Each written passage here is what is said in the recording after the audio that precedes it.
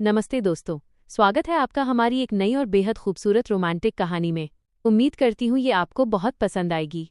एक सादगी भरी लड़की की किस्मत कैसे एक ही पल में बदल जाती है।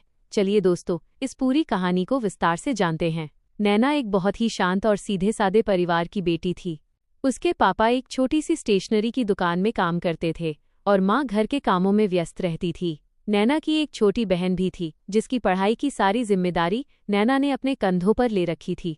नैना दिन में बच्चों को होम ट्यूशन पढ़ाती थी और उनसे जो थोड़े बहुत पैसे मिलते थे उनसे वो अपनी बहन की किताबें और फीस भरती थी। तंगी के बावजूद नैना के चेहरे पर हमेशा एक प्यारी सी मुस्कान रहती थी।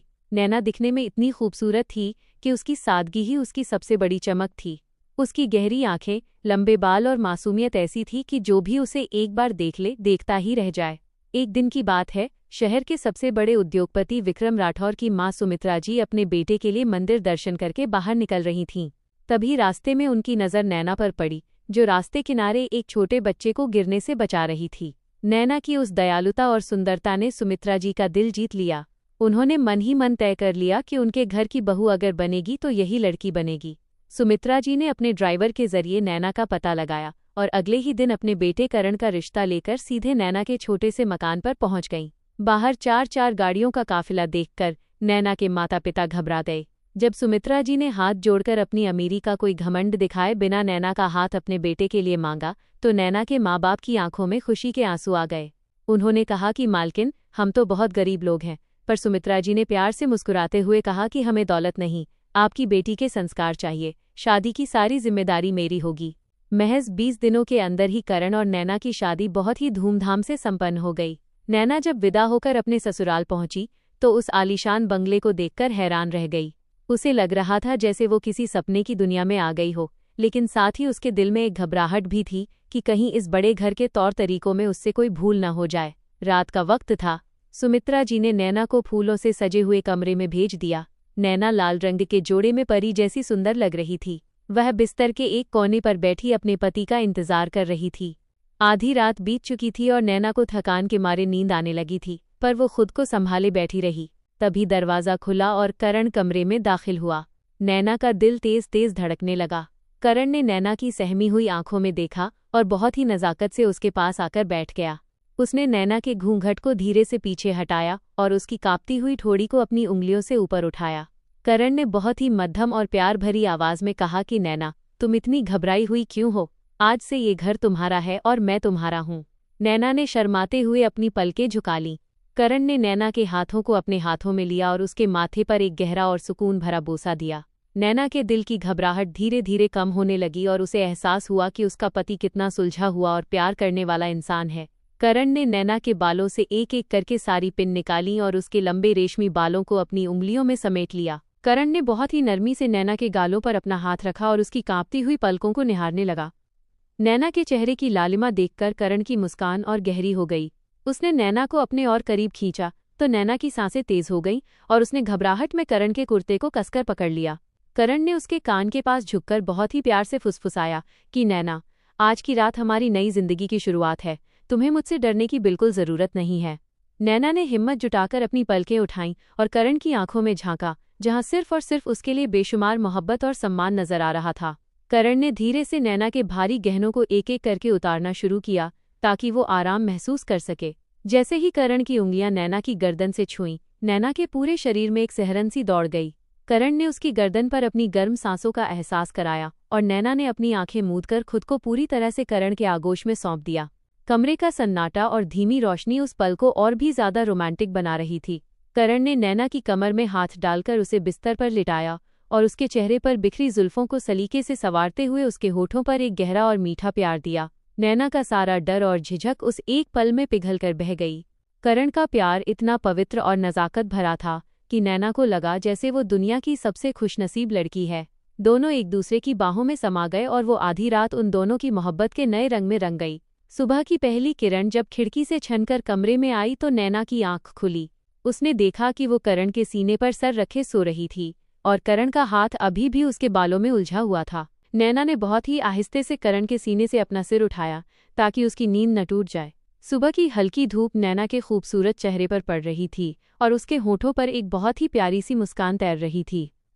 जैसे ही नैना बिस्तर से उठने लगी, करण ने नींद में ही उसका हाथ पकड़ लिया और उसे खींचकर वापस अपने सीने पर लिटा लिया। करण ने अपनी आंखें बंद रखे ही मुस्कुराते हुए कहा कि इतनी सुबह सुबह अपनी इस नई दुनिया को छोड़कर कहाँ जाने की तैयारी है मिसेज राठौर। नैना का चेहरा मारे शर्म के लाल हो गया और उसने शर्माते हुए कहा कि उठिए ना, सुबह हो गई है, मुझे नीचे जाकर माँ जी के दर्शन करने हैं और घर के काम भी देखने हैं। करण ने अपनी आंखें खोली और नैना की मासूमियत को निहारते हुए उसके माथे पर एक प्यार भरा बोसा दिया और कहा कि आज तुम्हारा इस घर में पहला दिन है, आज तुम्हें कोई काम नहीं करना है, सिर्फ प्यार पाना है।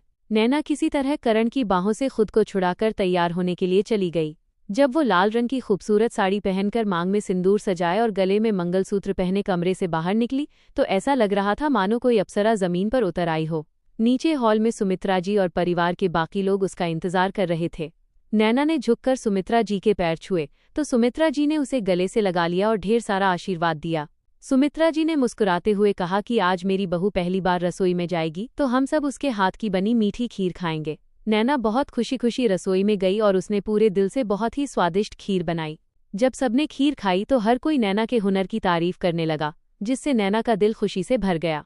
शाम के वक्त जब करण अपने ऑफिस से वापस लौटा तो उसके हाथ में एक बहुत ही खूबसूरत सा गिफ्ट बॉक्स था। वह सीधे कमरे में गया जहां नैना बाल सुखा रही थी।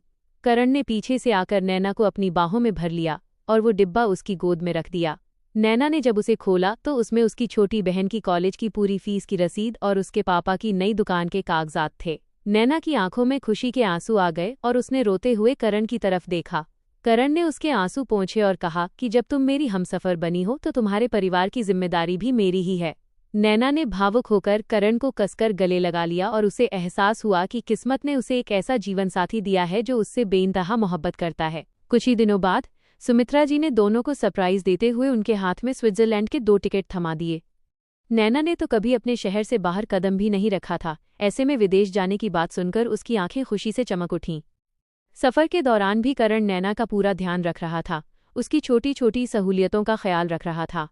जब वे दोनों बर्फ की सफ़ेद चादर से ढके हुए खूबसूरत वादियों के बीच अपने कॉटेज पहुंचे तो नैना खिड़की से बाहर का नज़ारा देखकर मंत्रमुग्ध हो गई।